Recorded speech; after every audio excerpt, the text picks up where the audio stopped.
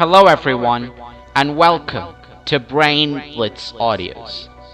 Flying has always been an intense desire for man, and today we're going to be looking at an interesting take on flying, the lift HEXA.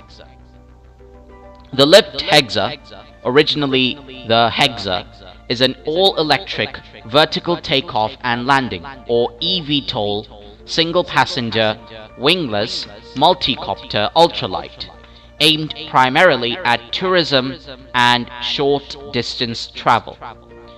The HEXA aircraft was designed by Robert Kovacs, who is based in Hungary.